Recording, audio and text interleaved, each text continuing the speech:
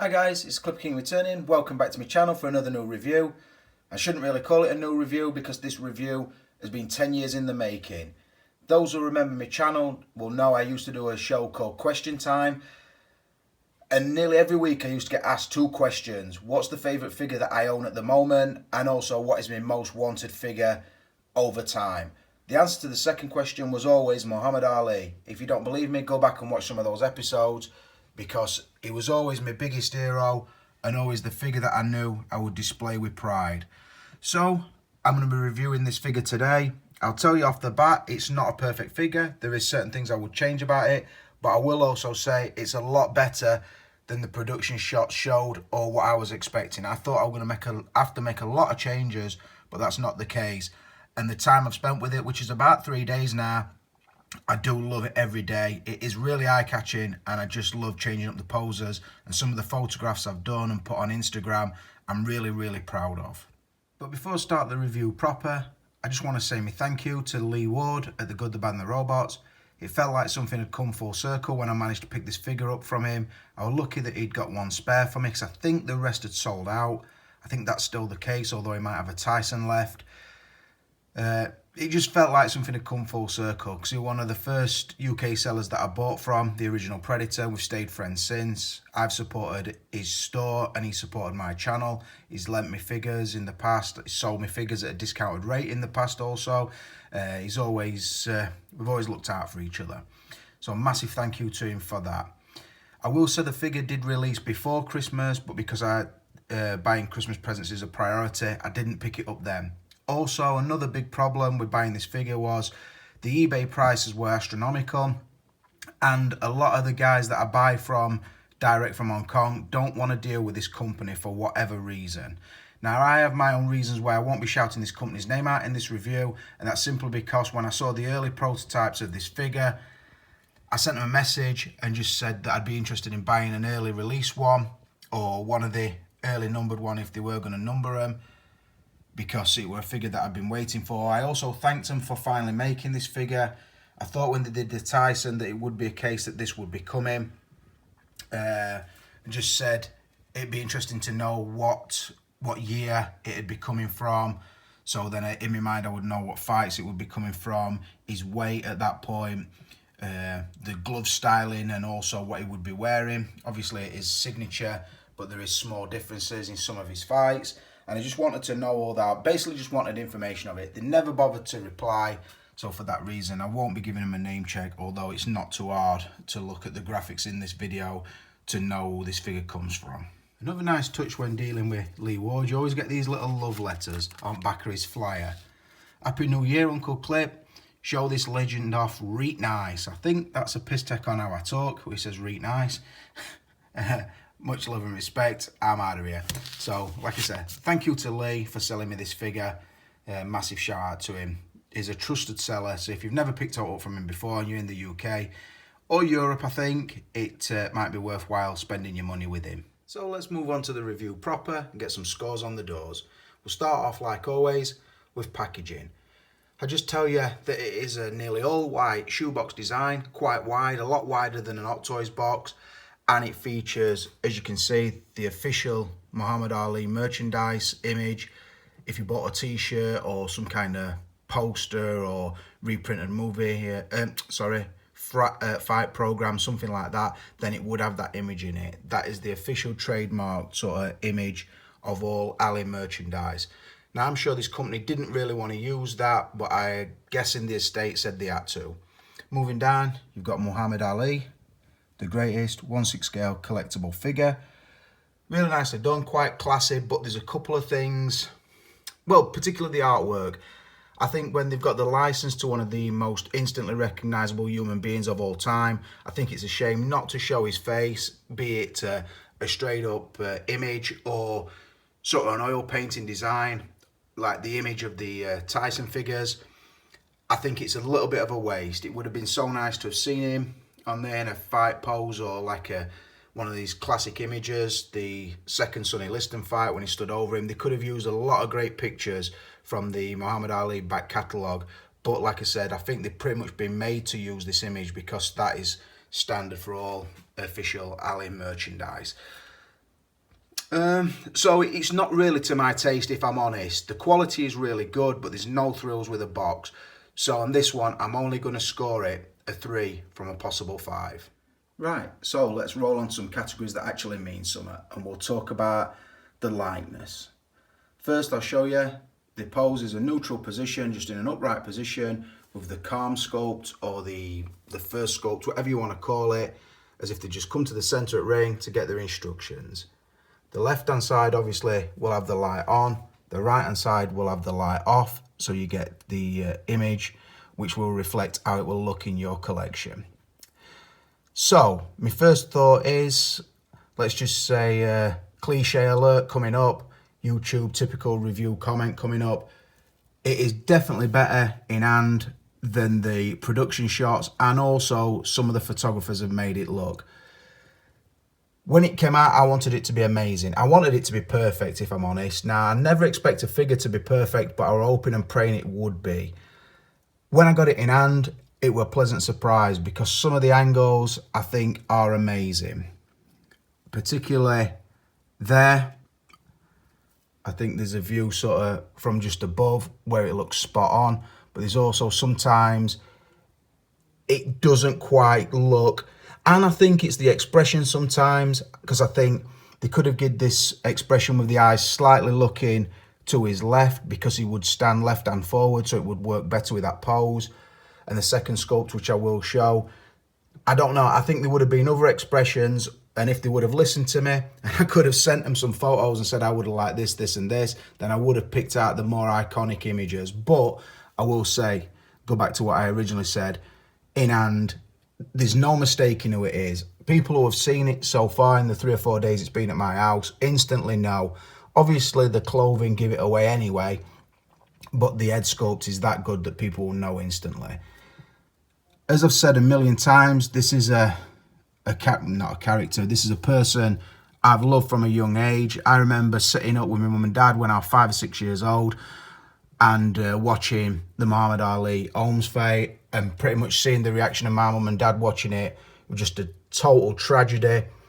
Should never have took that fight, and the beating that he got over the 10 rounds was just like pretty much heartbreaking in my house. To say that somebody didn't die, it was like one of the worst things I remember as a kid, because obviously my parents had been big fans of his growing up, as most people I know did, and I took that and run with it as I was old enough to get books and videos and go back and look at what he achieved. And you realise as you get older, he weren't just a boxer, although he were an amazing heavyweight. There's other things to admire about him. His qualities are fucking so stand up, it's untrue. But coming back to the likeness, like I said, I think they could have did about 4 portraits on this figure, and they would have, a smiling one would have been easy. He used to have a sort of an expression where he bit his lower lip. Sort of like I said, eyes off to the side. The expression for a fight face, sort of, the gum shield were very prominent in a lot of pictures you'd see. But like I said, I know they had to give a neutral one, which is this, and I really like this. So the score I'm going to give is particularly for this sculpt. But like I said, if I was scoring the other sculpt, I'd probably give that a 4. But this one, I'm going to give a 4.5, and it was very close to getting a 5 out of 5. I love it from there. I think it's spot on. And now the second portrait, obviously, is more aggressive, so you've got to have him posed in such a way that it makes it work. Now, because the eyes are slightly looking to his right, I prefer it as if he's throwing a straight right hand. So just to demonstrate what's happening, he's still left foot forward. He would never go right foot in front of left foot. Obviously, his toe should be really digging into the canvas off his right foot, although I'll come back to that later. You've got rotation through the waist, which you can see demonstrated through the wrinkles in the shorts. And then his right shoulder comes over as he throws the straight right hand. And then that makes that portrait work. As you can see, he's got the teeth sort of gritted, gum shield showing, and his eyes look slightly to the right, as I said. Not major, like into the corner of the right, but so you could still have it working with a jab, but it looks less accurate because he would be looking slightly left if he were leading with a jab, which I'll probably demonstrate a little bit later.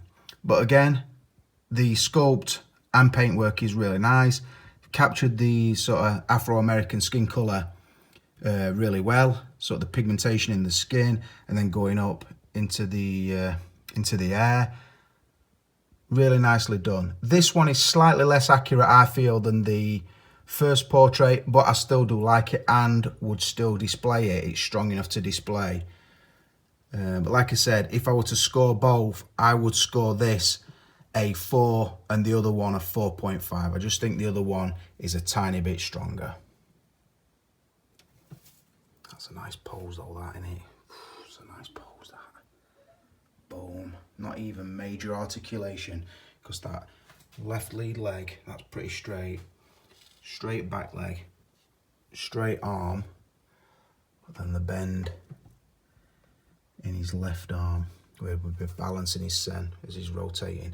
Nice little pose that, Rickster, well done. Right, so moving on to outfit. And like I said at the beginning, this is not a perfect figure.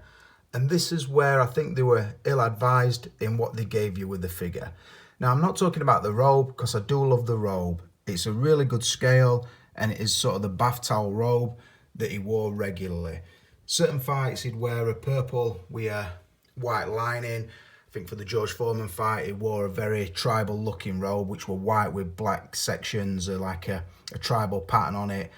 And other times, I think when he fought Henry Cooper, I'm sure it were purple, and then he wore a crown as well, sort of pretty much to wind up the English public. So there were varied robes that he would wear, although most of the time it would be this design. The wording on the back is really good, as you can see. Show you that. And I do in general like the fit of it, obviously how it ties, just a sort of belt around his robe. Goes on and off really easily as well, and then you just fold the collar back on itself. So I do like the robe. So the shorts, as you can see, are really nicely done. The white satin short with a black waistband and stripe, and the Everlast branding on the waistband. I would say the signature shorts for Cassius Clay or Muhammad Ali in general. I know sometimes he wore the white shorts with a red waistband and red stripe.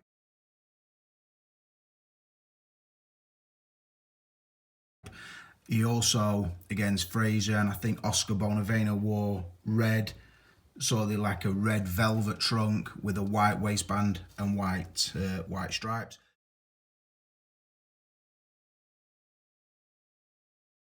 But I think in general, these are the shorts you would want. I will say if you're planning on displaying it as a Cassius Clay or young Muhammad Ali, so like sort of somewhere 63 to 67, the shorts are a little bit on the big side. They come down his leg a tiny bit, and I will talk about posing the shorts when I get onto the body proportions, I think. But yeah, just a tiny little bit oversized, but not massively. Obviously, when he came back in the 70s, his shorts were a little bit bigger because he was a little bit heavier set, and the short trend had obviously grown a little bit by then. Moving down to the boots, which are quite inaccurate. He wore Everlast boots in general, sometimes Adidas, but I would have gone with the Everlast boot with sort of the circular design there. I'll probably cut a picture in here to display what I'm saying.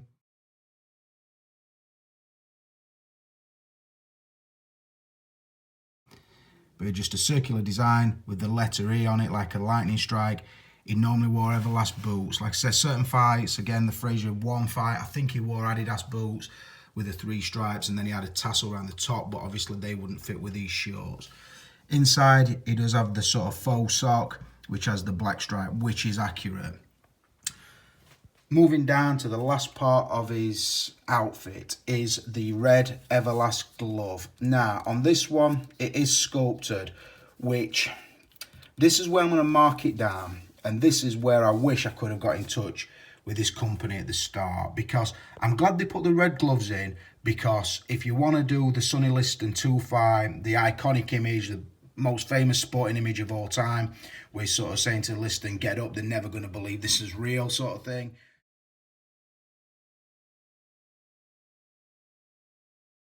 Then you do need the red glove, although I would have preferred them to have had the real glove like the Tyson figure brought, with the real laces and everything, so a pair of them would have been lovely. Also, I wish they would have included a black set for certain fights, and also to display him in the George Foreman fight in '74, you would need a brown or an oxblood coloured glove.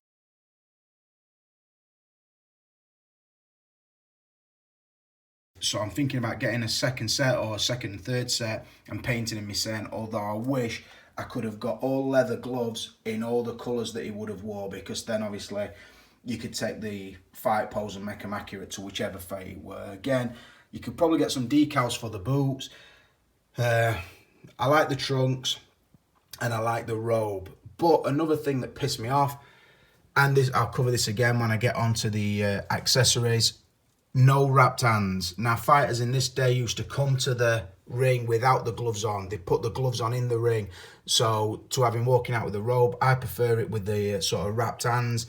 So they're Tyson's fist, and also if you wanted him sort of shadow boxing, they would normally shadow box with an open hand, so I would like to have had a set of those as well. They don't match his skin. The Tyson ones don't match his skin perfectly, but they'll do. They'll do because they didn't include them. Another thing, and this is, I suppose this is outfit, I wish, maybe not both feet, but I definitely wish the right foot would have come with a spare boot with the sort of toe curled under. Now you can sort of warm this boot up and sort of put it so his toes bent. The reason for that is it was sort of upright boxer, counter puncher, so he would fight going backwards. So a lot of the time his weight is on his left leg, which is okay to be flat, but then balancing him, his toe would be down on his right foot. So again, for accuracy reasons and for a sort of a fight pose like that, which I think looks pretty nice, at times that toe would be curled, and then like I say, his toe would be on the floor, but his heel would be up. That is how he would fight. So I just wish, and I think there used to be some sideshow figures that used to come with interchangeable feet. I wish they would have done it particularly with that right foot, because like I said, it would have just made the stance look a lot more natural. So I've really talked about the things they didn't include. The stuff they included is good, but not perfect. So for that reason, I'm going to score the outfit only a 3 from a possible 5. Right, rolling on to articulation. Now this has got to be the A1 category for this figure. People have already started asking me, will the arms hold up? Will the body hold up? Is it too bulky? Everything you can think of, I've been asked it. And also, if I haven't been asked it, I thought it myself before I got the figure. Now, I'm going to talk about the aesthetics, then I'm going to talk about how it works. I'm also going to say what I thought before I bought it and what I think about it in hand. So as you can see, I'm displaying the Tyson figure. Now, this is the youngest heavyweight champion version. As you can see, he's slightly in front. Different body sculpt. I think the legs are the same, but I'm not 100% sure. Different skin tone. Different muscular design. Now I think the Tyson were very accurate from a Tyson of this age, so I'm talking sort of 86, probably up to 90 Tyson before he gets his tattoos and so on and so forth. So I did think the body were accurate.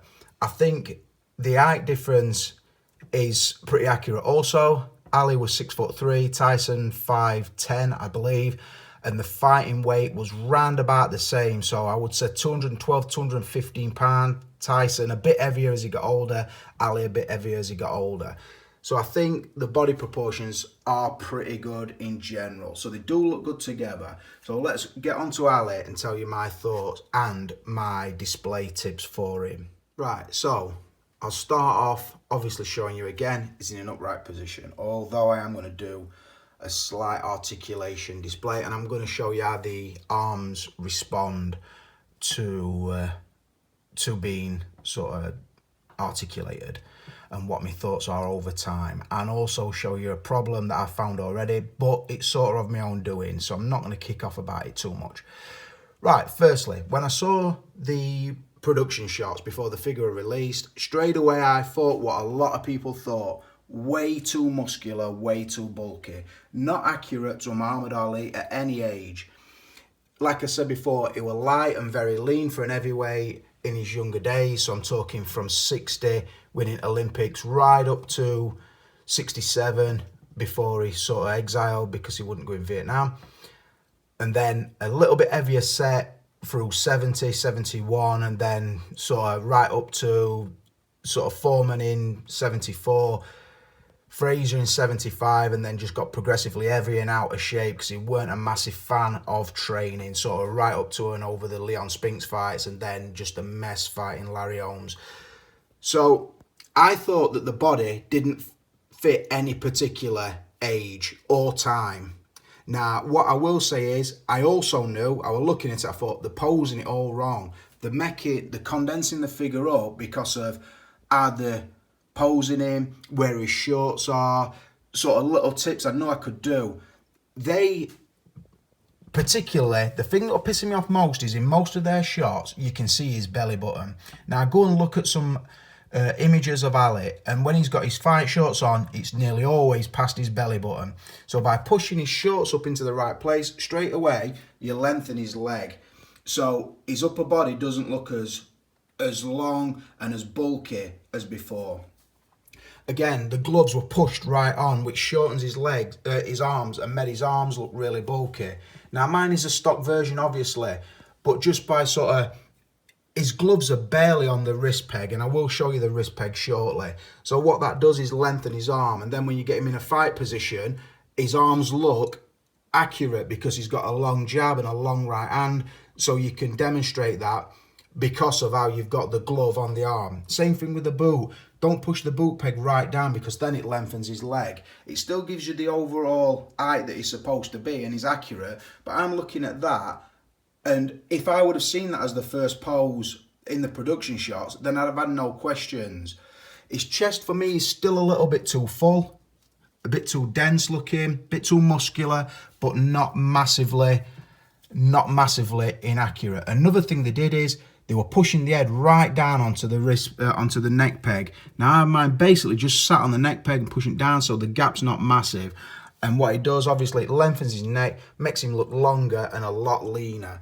So aesthetically, in hand, I think it's now pretty perfect, apart from the chest is a little bit too muscular, a little bit too heavy or deep or dense, whatever you want to call it. But the length of his limbs and where his shorts sit is now really accurate on mine. So they are tips for you. Before you do that, I would think about it because my shorts are pushed up. Now, there's an articulation point somewhere here, the bottom of his torso, where they were actually wearing, which were totally wrong for this figure, but I thought I'd sooner have mine accurate than have it where they tell me I've got to put it. Now, what's happened with this is, you've guessed it, black staining on his stomach. Now, like I said, I've done that myself because I've pushed the shorts up into the correct position. Why ever they don't wash these this material out, I never know.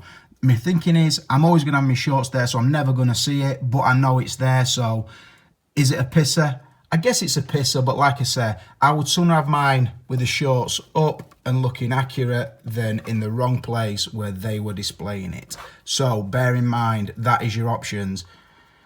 Right, so just to explain this next bit, the aesthetic, I pretty much love it, I've got to be honest, it's better than I were hoping for. Are the body functions, now you know, and I've just showed you, I've got the Tyson. Now when I reviewed the Tyson, it were hot off the press, I got it from an Hong Kong seller and reviewed it pretty much. I got it and it got paint rub on my initial one, so it went straight back to the company. They sent me a replacement out which were perfect. I reviewed it straight away. Obviously I never cut the arms open, I never cut the legs open, so I never looked at the skeletal structure inside it, so I never reviewed that. I just took it out of the box and reviewed it like I did with everything. Then a sort of B-level reviewer called me on it, pretty much called me a bullshit reviewer because I'd not done that. He then made a video cutting his Tyson's arms up and snapping the wire inside them and replacing them with these fucking 10-bob joints and making him sound like a proper prize prick in process. But when I got this, I thought, are they using the same designs? Because I keep hearing about this new body and so on and so forth. What is the difference? Right, so I've just got a bit of assistance. I'm here holding my camera because I want to display this. Yeah, so I'm thinking to myself, right, what is this new body? Now, the other one had sort of a framework in the upper arm, framework in the bottom of the arm, and then a length of wire between, which you pretty much bent to articulate it. Now, this one, if you listen, it's got a double jointed ratchet bend inside. It will also turn in and out, and then when you pose it, you see, it does sort of wrinkle the arm. Can you see that, me? It sort of pushes the skin together.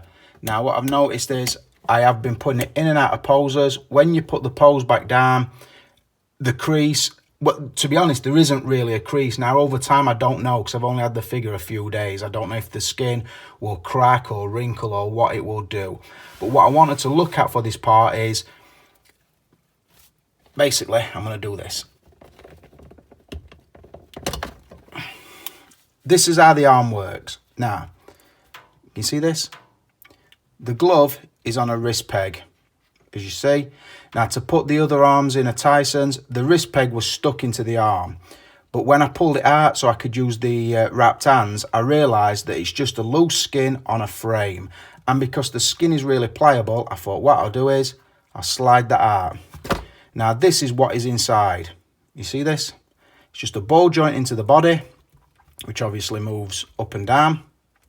And then you see here, there's two ratchet hinges, one there, so you can get a decent tight bend, although when the rubber's around it, it is a little bit more restricted. So you see there, I bent it there. Obviously, if it's sat on the arm, there is a ratchet rotation as well. So are you getting all that, me? That is what's inside the arm. Now, can I tell you if that will deteriorate over time? I ain't got a clue what it will do over time. All I know is I'm going to look after mine and hope it lasts me as long as I want it to. But that is what's inside. It will be the same design inside the leg, because it just pops off at the hip joint. Obviously, the boot's on a peg, and then it's got the rubberized skin on it. Just to show you the arm, like I say, there's no creases or anything in the elbow at the moment, and it pretty much is just a soft, sort of pliable skin. And when you push the wrist peg back into that, the wrist peg goes sort of through the rubber and into that, and it clicks in as well. That's clicked into there. So that is pretty much the arm with that wrapped around it. So that demonstrates sort of the arm articulation. The leg works the same, but obviously I'm not going to split all that down, take the boots off and everything. I wish the toe articulated better than it actually does. Like I said, with a cup of warm water and a little bit of force, you can actually bend it. Probably set it in cold water and the toe will stay curled. But because some posers don't need that, some do, I'm not going to bother with that too much. I'll just display the rubber back on the arm. It does actually bend and look quite natural. And like I said, when I straighten it back out, it doesn't leave a crease in it. So I'm happy with the body for now. Over time, it might deteriorate. I ain't got a clue. If that's something that you can't afford to risk, then don't buy the figure. But this figure will be staying in my collection regardless what the body does. You can always get in touch with the company. They might send you a replacement if there's some deterioration, or if, like in my case, you do get some sort of dye off the shorts. I don't know. Like I said, I'm not going to kick off about that because it'll always be displayed like that and I can't really see it. So no point really, I don't suppose. On the other hand, if they would like to send me a free Tyson sort of undisputed heavyweight, then I'll take that off their hands. That's not a problem. But I'm guessing they won't want to do that. So on the articulation, it definitely articulates or feels more quality than Tyson. I can't remember what score I give Tyson, but I'm going to give this... Sometimes the rubber forces the joint back down, so you can't get the elbow as tight as you might want to do. But I will say, I've got some really nice pictures on Instagram, and the pose I wanted, it did it quite easily. So I'm going to give the articulation and pretty much the body aesthetic altogether, I'm going to give it a 3 out of a possible 5. Moving on to the extras and accessories, or in this case, I suppose, lack of them. I'll show you what it brings and then talk you through it and tell you what I wish it would have brought. So, as you can see, it comes with the large base with this sort of chrome name plaque, which is a nice touch, although the size of it would mean if you display your figures in a Detolf, you're probably going to struggle to get on the same shelf as Tyson. But I think it just gives it a little bit more of a classy look. Obviously then it has a stand with the crutch grabber. I put the pins inside the shorts so they're not too intrusive when you're looking at it. So that's an idea, better than a sort of waist grabber that's going to dig into either his shorts or his skin. You wouldn't want that, so I think the crutch grabber were the best option. As you see, it brings the sort of fabric bag with the sort of faux leather wrap around it. real metal chains, and it does have beads in the bottom, so it is weighted and does feel really realistic. As you can see, the top, it's on a swivel hinge, so he could sort of swing it round and it would move quite naturally. That's just on a metal pole and sort of a wood effect top section, and then it will fit either the left hand side or the right hand side of the base, wherever you want to display it. Then you could have him obviously punching it if you wanted to. Moving down, the second portrait, which like I said earlier, is a really nice one, although I think they could have possibly maybe give us another one. I don't know. Like I say, a smiling one would have been nice. I don't know. There's just so many classic images of him. I think they could have given 3, or they could have given a better second portrait than they did. But like I said, I like it and I will use it for certain photos. The robe is a really nice touch and was an obvious one, to be honest. Where I think they missed out, no spare hands at all, no wrapped hands, open or fisted. Gloves are sculpted and not real leather. I would have liked a choice of each, and also a varied coloured gloves, because then, like I said earlier, that would take him from many different fights that he had. Like I said, and I understand they went with the red ones because it's the classic image, stood over listed, but like I said, I think the body shape and the look on his face and everything else, I think the figure itself probably fits possibly the Foreman fight better, so like around 74, or probably from 70 to 74, that sort of body type and that look. His face, he's not a young Cassius Clay with the face. So like I said, I think the brown gloves, or the oxblood gloves, would have been more accurate, I think. But like I said, a choice would have been nice. Is a bit light on ground, particularly for some of the price I've seen it for. So on the extras and accessories, I'm only going to give it a 3. The way I've pretty much done it is the base and the bag 1 point for the second portrait and 1 point for the robe. I'm going to roll straight into value and tell you, if your only option of getting one is from eBay and you're looking at £300, if you're not a massive Muhammad Ali fan, I would say don't get it. If you are a massive fan like I am, I'm guessing you're going to get it, or I've already got it. I think this will be a figure I treasure for like sentimental reasons, more than because it's an awesome figure. There's possibly better figures going to get released this year, but I don't think any will mean more to me than this one will. I'll obviously display it as long as I have a display. I might even pick another one up, I don't know. Or if they release another version, then I would be interested in various versions. But I've got to say, I am really, really happy with this one. Value-wise, I paid a good price because, like I said, I bought it from a UK seller. But it doesn't bring a lot for the money. And I'm got to say, if I weren't an Ali fan or as big an Ali fan, I could possibly have passed this figure by. Now, I don't think I've ever said this in a review before, and I don't review to sell figures for any company because I don't make anything from them. If this figure is going to worry you anyway, like I say, I've showed you the dye on the shorts, and the body might deteriorate over time, I don't know. The ratchet in the arms might go, I don't know. I can't tell you all those things. But if you're a figure collector who's a little bit of a worrier, then I would say avoid it. And another reason I would say avoid it is because I don't want to see it in everybody else's collection, because I feel that people will be buying it who have no sort of emotional contact to this person. So I kind of hope it doesn't sell that well. But that's from your own selfish reasons, I guess. And like I say, I don't owe this company fuck all, so it don't matter to me if they don't sell any of these figures, because then they might put price down, then I can buy another one. So on the value, like I said, I paid a fair price, but even that, bang for the buck, I'm only going to give it a 3 from a possible 5. If you're going to pay somewhere over 220 and upwards, I would say start knocking your score down to a 2 or a 1 for value. So to sum it up, the figure has scored 19.5 out of a possible 30. Showing me pose because I'm happy with it.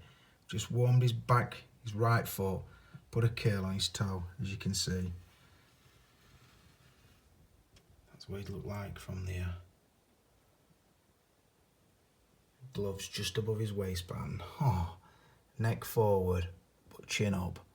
That is fucking beautiful. I don't give a fuck what any say. Look at that. Oh, hold on, let me get it in frame for you. Right, hold on. You've got an iPad Pro or like that. Get it on 4K, get you in a screen grab. That is fucking awesome, and you know it. 19.5 don't mean a fucking thing when you've got an emotional connection to any figure, be it this, be it Spider-Man, be it Batman, anybody. Figures from films that other companies won't create. If you love them, they mean a lot more to you than they will to anybody else, and that is this figure for me. I think it looks smashing in hand. I get it a little bit too much stick before I had it, but now I've got it, it certainly won't be leaving my side anytime soon. So, another review done. Massive thanks to Lee Ward at The Good, The Bad and The Robots. Massive guys to you two. To you guys too, should I say. You probably guessed, I won't be doing any reviews anytime soon. Unless I've got a figure coming. I don't really want to announce it, but it makes sense when it comes. If that comes anytime soon, then I will be back. Other than that, it might be a while before you see me. So, don't care if only 2,000 of you watch this video. I've stepped off the YouTube merry-go-round, but thanks to you guys who've stayed loyal and do like my videos. But for now, I'm out of here. That shot there. If I never put a video up and that's my last frame, then I'm more than fucking happy with that. Ta-ta.